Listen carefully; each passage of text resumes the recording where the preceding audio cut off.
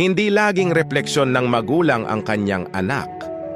Huwag nating husgahan ang isang magulang based lang sa ugali o asal ng anak nila. Kahit anong pagmamahal, pag-unawa at gabay ang ibigay ng magulang, may sariling isip at desisyon pa rin ang bawat bata na hindi kayang kontrolin ng kahit sino. Hindi porket may anak na pasaway o nagre-rebelde, kasalanan na agad ng magulang. Kailangan nating maintindihan na may mga bagay sa ugali ng bata na hindi kayang baguhin ng magulang kahit gaano pa sila kamahalaga sa buhay ng anak nila. Tandaan natin, hindi 24/7 kasama ng magulang ang anak.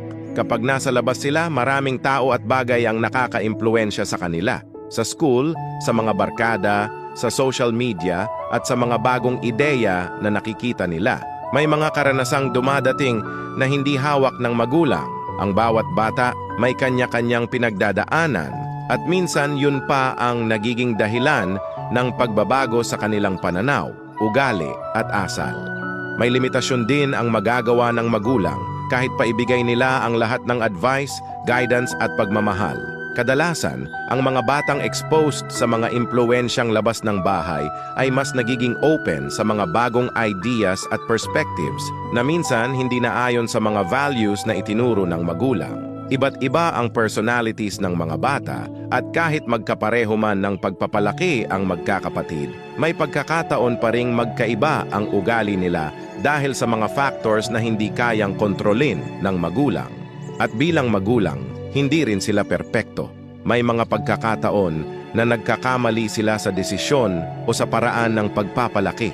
Walang perfect manual o guide kung paano palakihin ang anak ng tama. Ginagawa ng magulang ang lahat ng kaya nila, nagbibigay ng pagmamahal, oras at sakripisyo araw-araw.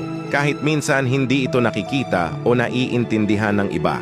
Ang pagiging magulang ay isang tuloy-tuloy na proseso ng pagkatuto, pagsusumikap at minsan pagkakamali. Kaya bago tayo maghusga, importante na tingnan natin ang buong sitwasyon at bigyan ng konsiderasyon ang mga sakripisyo at hirap na dinaranas ng magulang.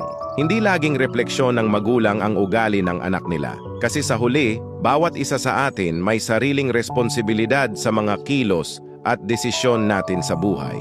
At kahit hindi perpekto ang magulang, hindi nagkukulang ang kanilang intensyon at pagsusumikap na mapabuti ang buhay ng kanilang mga anak. Anong masasabi mo? Comment below and follow for more. Totoong buhay. Maraming salamat.